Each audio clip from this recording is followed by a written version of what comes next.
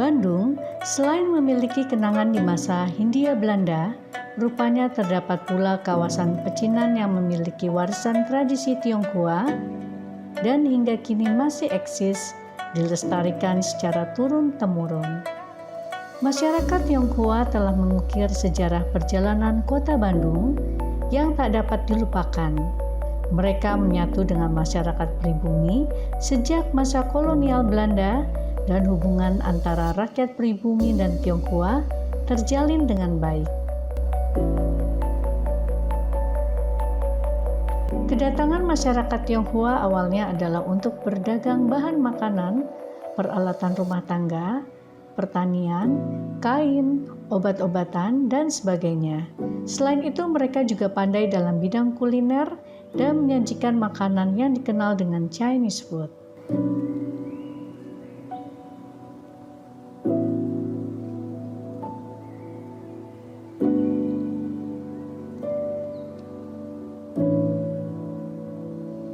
Tak hanya kuliner, di antara mereka juga ada yang memiliki keahlian pengobatan alternatif dengan menggunakan bahan ramu-ramuan herbal maupun rempah-rempah yang bermanfaat untuk kesehatan.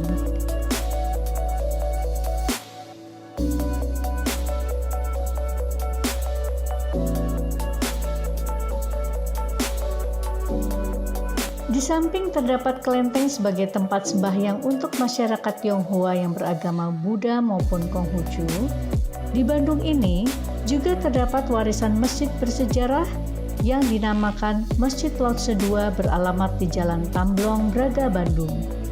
Masjid ini merupakan masjid kedua setelah Masjid Lao-Tse pertama yang didirikan di Jakarta.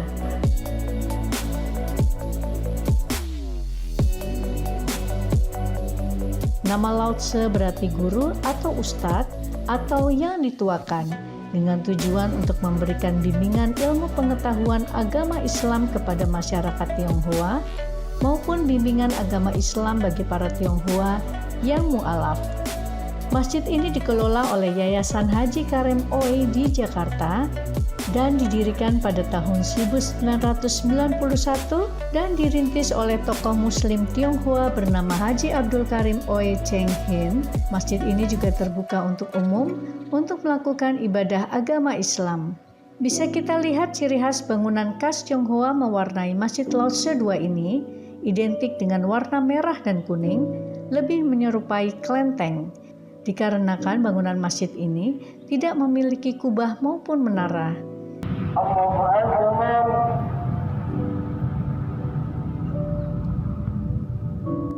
Bila kita masuk ke dalam masjidnya, maka kita akan melihat karpet berwarna merah khas Tionghoa terpampang memenuhi lantai sebagai alas sajadah masyarakat muslim yang akan sholat.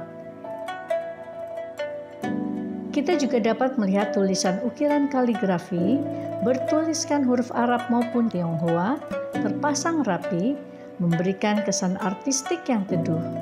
Tak beda pula dengan Masjid Lao-Tse I yang masih menciri khaskan bangunan arsitektur Tionghoa pada umumnya. Haji Karim Oi sendiri merupakan pejuang kemerdekaan Indonesia asal Tionghoa yang telah berjasa mendukung perjuangan Insinyur Soekarno dalam melawan kolonial Belanda. Beliau juga merupakan ketua Muhammadiyah kelahiran tahun 1905 dan mu'alaf pada tahun 1939. Nama Masjid Lao-Tse kini berubah nama menjadi Masjid Al-Karim untuk mengenang jasa beliau yang wafat pada usia 83 tahun. Selain itu, nama Al-Karim merupakan nama salah satu sifat suci Allah yang dikenal dengan Asmaul Husna Al-Karim, yang berarti Allah Maha Pemurah dengan memiliki kesamaan dengan sifat Allah yang suka memberi atau dermawan.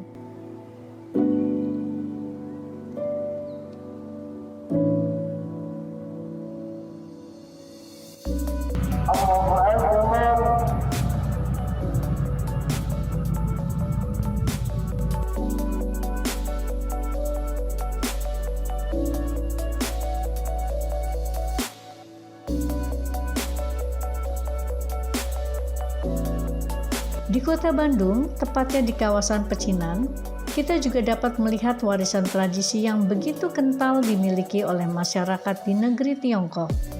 yaitu pengobatan alternatif dengan beragam ramu-ramuan tradisional berupa jamu dengan resep khas Tiongkok racikan Babah Kuya.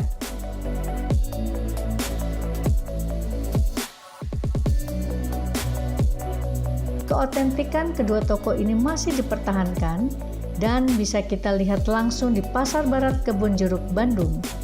Ada 2 toko jamu khas Tionghoa yang termasyhur dengan nama Babah Kuya.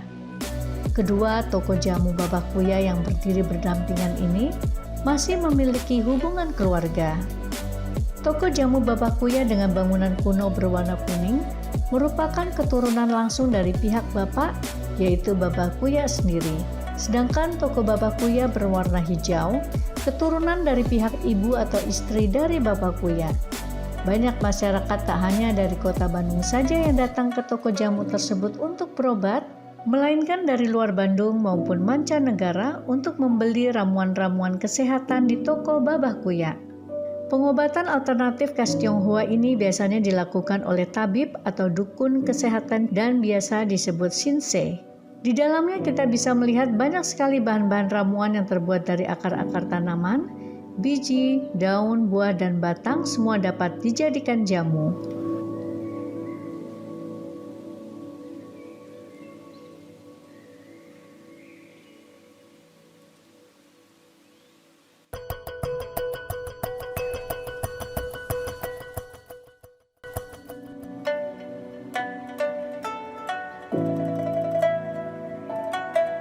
Bila masuk ke toko Babah Kuya, kita akan mencium aroma ramuan yang khas. Bangunan kios Babah Kuya berwarna kuning, lebih tradisional dan kuno, dan sudah lama berdiri sejak abad ke-18. Sejak dulu, fungsi toko pengobatan ini tak ada yang berubah. Pasien yang datang bisa melakukan konsultasi kesehatan dan bertemu langsung dengan keturunan Babah Kuya bernama Tan Han Yang atau disapa dengan Pak Hendra.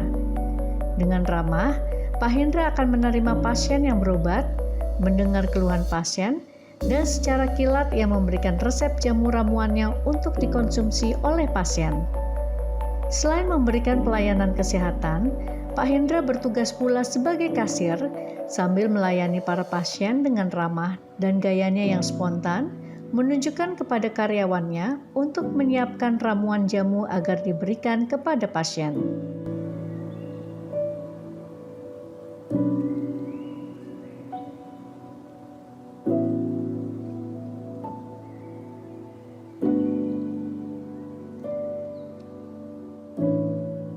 Ini toko ini mulainya kira-kira 1838 kurang lebih lah. Tan Xiao itu memiara kuya. Ya mungkin dia kan kalau filosofi kuya kan itu kan artinya kan panjang umur, kesehatan, abadi ya, mungkin dia miara iseng-iseng aja gitunya. Makanya orang dipanggil sama tetangganya Babah Kuya. Babah kan panggilannya artinya bapak gitunya, Babah itu kan artinya bapak.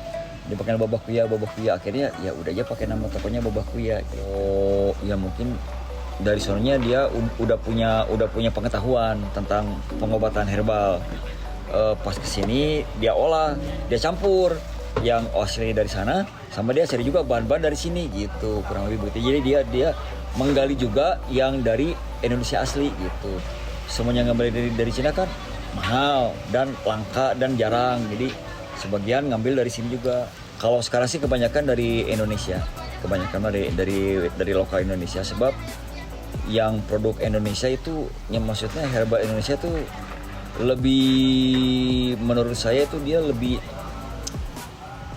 bagus sebetulnya, lebih bagus, harganya masih relatif murah, stoknya masih berlimpah gitu, masih banyak maksudnya gitu. Jadi harganya nggak terlalu mahal. Kalau lagi nggak musim suka susah. Kalau lagi nggak musim ada beberapa tanaman yang kalau lagi nggak musim suka nggak ada gitu. Akar purwoceng itu kadang-kadang suka susah. Jadi saya tuh sebetulnya dagangan di sini tuh ada kebahagiaannya gitu. Jadi bukan semata-mata cari untung. Misalkan orang beli ke sini dengan harga murah terus sembuh, nah itu saya merasa bahagia. Nah gitu.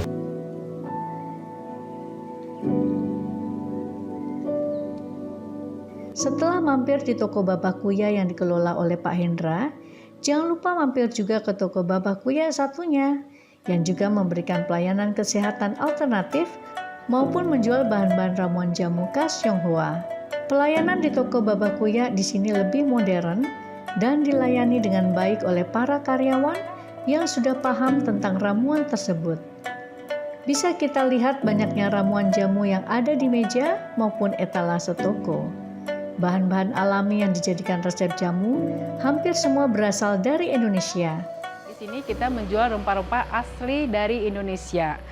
Salah satu macam bahan jamu diantaranya ada daun cengkeh, ada daun ciplukan.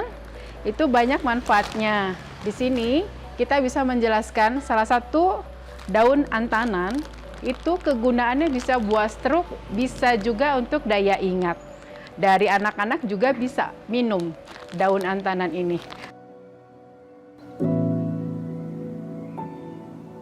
Banyak sekali manfaat yang didapat dengan mengkonsumsi ramuan di sini, di antaranya untuk mengobati sakit diabetes, alergi gatal-gatal, bahkan untuk perawatan kecantikan juga tersedia di sini. Ibu Memei Maria Heriati yang melanjutkan ini. Jadi jadilah di sini menjadi pusat herbal di Bandung dengan nama Toko Baba Kuya. Kuya itu menunjukkan satu umur yang panjang, mempunyai daya tahan. Diambillah binatang hewan kuya ini sebagai simbol bahwa bisa untuk untuk stamina tubuhnya menjadi lebih sehat, lebih kuat, lebih panjang umur begitu. Di sini banyak herbal dari mulai akar, batang, daun. Nah, akar batang daun ini biasanya direbus. Tetapi oleh kemajuan akhirnya ada yang bisa dihaluskan, digiling untuk mempermudah proses penyeduhan, yaitu diseduh seperti kopi. Manfaatnya tetap, diambil airnya saja. Begitu. Bila mana ada pembeli, pasien yang merasa, katakanlah misalnya sakit kencing batu, lalu oleh ramuan yang dibikin oleh Baba Kuya ini, hanya dalam waktu beberapa minggu keluar batunya. Satu itu misalnya. Kemudian ada lagi diabetes. Diabetes hanya minum dengan beberapa hari turun kadar gulanya. Yang pertama kalau saya ngambil, sebutlah bajakah, itu dari Kalimantan. Kemudian kita ngambil juga dari Jawa, dari Jogja, dari Solo. Yang paling jauh Papua ada ya, Papua. Sarang semut itu. Harga ramuan jamunya pun relatif terjangkau, yaitu berkisar Rp10.000 hingga Rp200.000.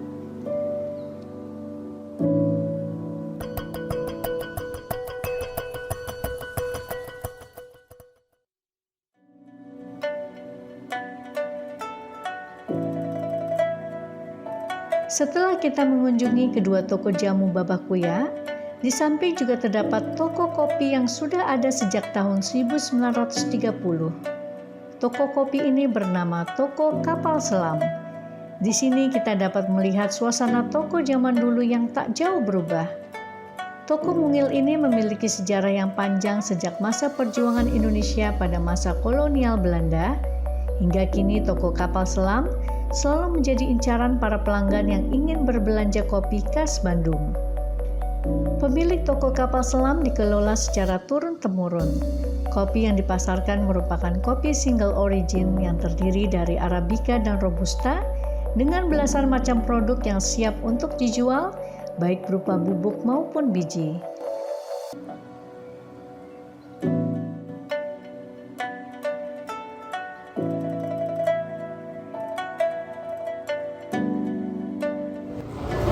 Nama saya Chandra, pemilik toko kopi Kapal Selam. Katanya itu terinspirasi dari Perang Dunia Kedua, itu ada kapal selam.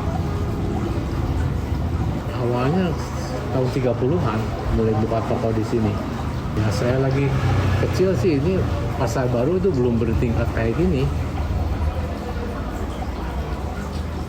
Cuman memang udah pertokoan juga. Kalau saya sih, menurut saya dilihat dari saya sih, saya seumur hidup ya. Dari lahir udah kopi di sini. Saya mulainya dari Krismon itu aja, saya pegang. Tadinya lagi zaman sekolah dulu itu cuma bantu-bantu biasa aja. Ya kan beliau udah meninggal dari 1939. Pendapatan sih pas cukup lah untuk hidup.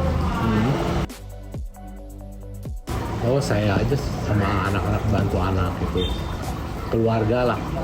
Jenis kopi Arabica dan Robusta. Kopinya didapat dari supplier petani aja yang datang ke sini dari Jawa Barat, Jawa Tengah, Bali, Flores, Toraja, Gayo. Udah segitu kayaknya.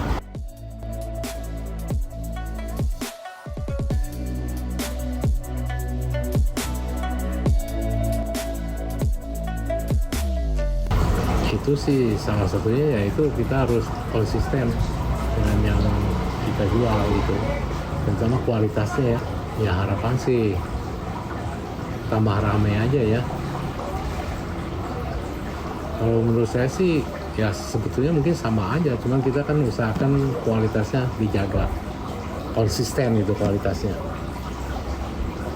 Sekarang sih sementara belum ya, belum ada rencana lah kondisi kayak gini. Kalau saya sih tinggal nerusin aja. Kan tadinya kelontongan, terus yang lain mungkin kurang laku atau gimana, jadi dikurangi sampai akhirnya kopi semua. Itu petani yang nawarin. Jadi kalau misalkan kualitasnya cocok, harga cocok ya saya beli. Ya lama-lama ada juga yang jadi langganan, tiap tahun nawarin gitu. Kalau kualitas sih saya usahain yang terbaik aja. Kan ini jenis kopinya macam-macam ya. Saya usahakan yang terbaik itu. Jenis kopi sih Arabica sama Robusta. Arabicanya dari beberapa daerah, Robusta juga ada beberapa. Lampung, Toraja. Kemasan sih biasa aja kita. Dari kemasan biasa aja. Kebanyakan sih rumah tangga aja. Ya sekarang sebanyak kedai, sebagian ada kedai kopi juga yang beli ke sini. Toko kopi legendaris Kapal Selam masih bertahan hingga kini dikarenakan konsisten menjaga mutu. Pembeli dibuat penasaran dengan kopi dan sejarah tokonya. Toko ini juga menjual sirup jadul bernama Trost dengan 40 varian rasa sejak tahun 1950. Selain Trost, ada pula sirup era kini bernama Trieste dalam ejaan bahasa Italia, di mana kedua sirup produksi rumahan tersebut merupakan mitra toko Kapal Selam yang masih memiliki hubungan perkawanan untuk saling membantu memasarkannya.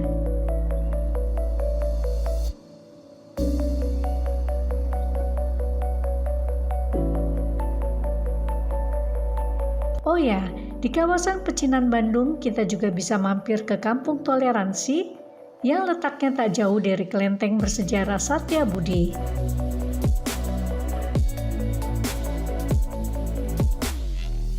Di sini juga ada toko kopi kelenteng yang bisa dijadikan tempat singgah menikmati menu khas Tionghoa yang halal di Bandung.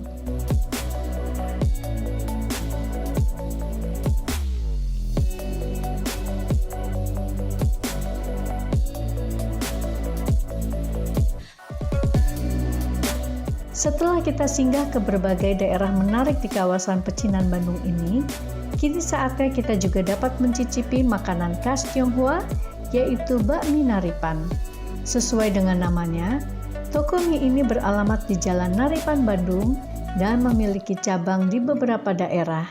Keistimewaan dari bakmi ini adalah keberadaannya yang sudah eksis sejak tahun 1965. Bahan mie-nya juga dibuat sendiri secara turun-menurun, dengan rasa yang khas, kenyal dan legit bila disantap, ditambah dengan bakso, pangsit, potongan ayam, serta sayuran yang makin lezat bila dinikmati dengan saus dan sambal.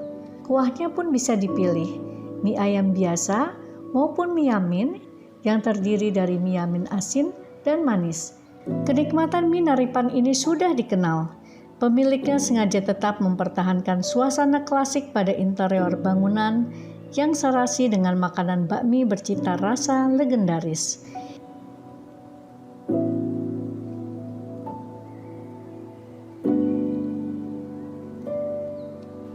Itulah kenangan masa lalu suasana pecinan Bandung yang tak pernah hilang begitu saja ditelan waktu. Keberadaan masyarakat Tionghoa telah mengisi suasana Bandung menjadi lebih semarak. Dan tampak jelas bahwa warisan budaya Bandung yang beragam ini dapat dinikmati hingga kini dan dapat memberikan manfaat untuk memenuhi kebutuhan hidup sehari-hari.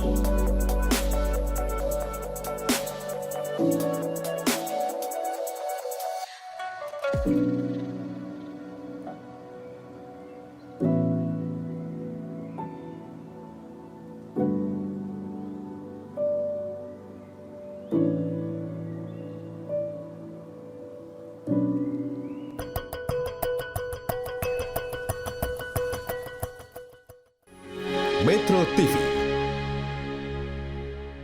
Jelajahi cara baru mendapatkan informasi. Download Metro TV Extend sekarang.